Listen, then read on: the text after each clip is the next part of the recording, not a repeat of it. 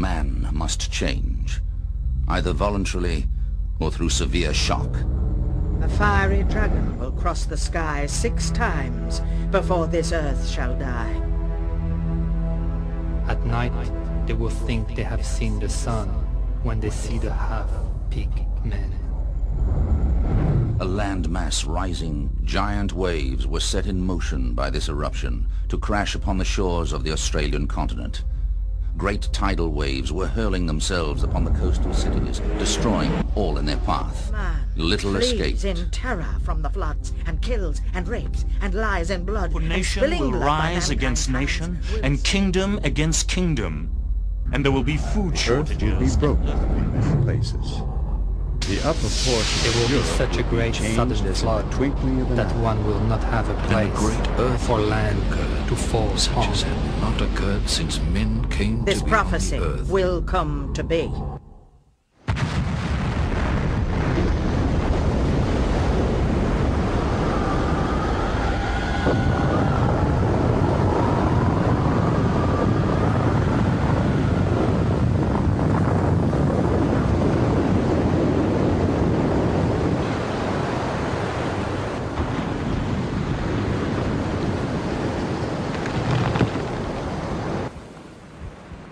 With the year 2000 fast approaching, many people find themselves irresistibly drawn toward the messages that are contained within prophecy.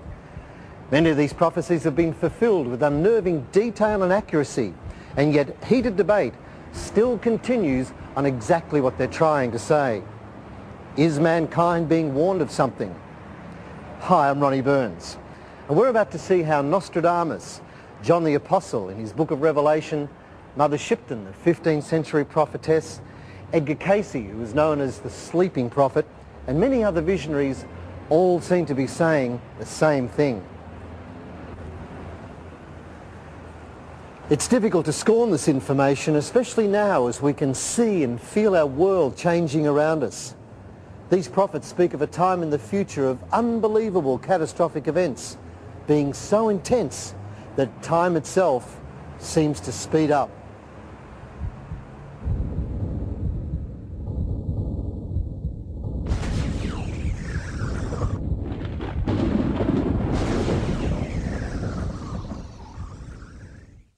Apocalyptic dates commonly identified by visionaries of the past include, among others, the year 666, along with the year AD 1000, both favourite dates for doomsdayers. And then there was 1066, the Battle of Hastings, 1666, when London burned, which Mother Shipton, the 15th century English prophetess, accurately predicted. The Hopi Nation of northern Arizona predicted both the First and Second World Wars. They tried to warn the American government on both occasions, but were ignored.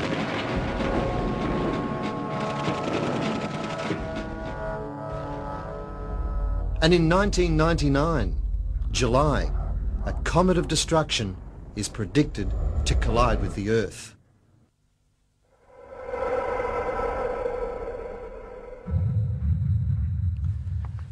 Should we accept the notion of prophecy and prediction and its so-called ability to reveal the future? If so, we would want to know if such forecasts are a threat or a warning.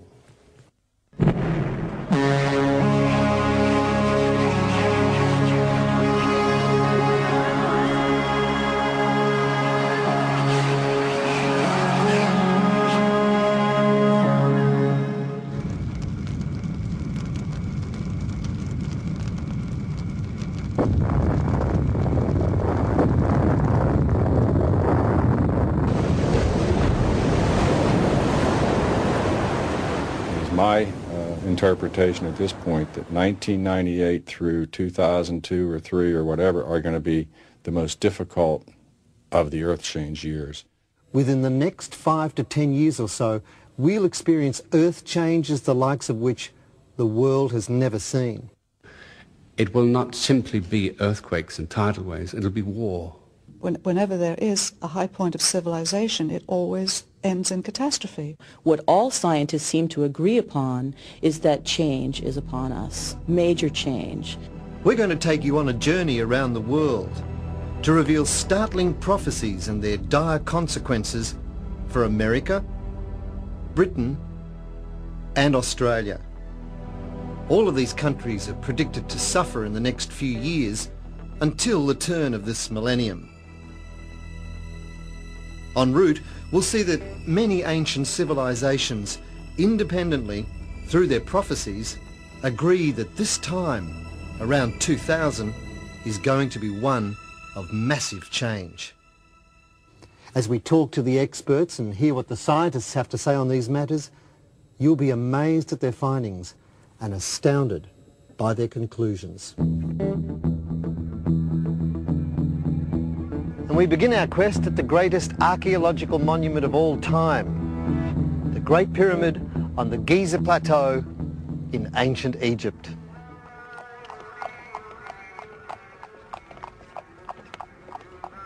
The Great Pyramid stands 46 stories high and dwarfs the Sydney Opera House.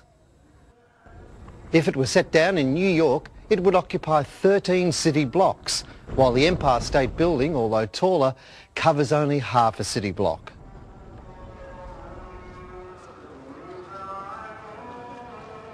Not only is its sheer size impressive, but it would have to be the most controversial building of all time.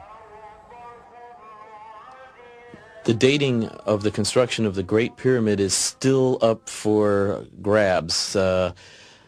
Physical evidence seems to only reveal around 2500 to 3000 BC. But astronomical evidence that has surfaced recently indicates it could be 10,450 to 10,500 BC. And of course, that fits with Edgar Cayce's dating of the whole Giza Plateau, particularly the Sphinx and the Great Pyramid. Edgar Cayce, who died in 1945, was known as the Sleeping Prophet because of his ability to fall into a trance-like sleep during which he would seize visions. He is regarded as one of the foremost futurists of the 20th century. According to the Edgar Cayce material, the Giza Plateau was built by the remnant of an ancient civilization prehistoric to all the evidence that we currently have today. In a moment, we'll look at what the pyramids have to tell us about massive destruction destined to occur in the next few years.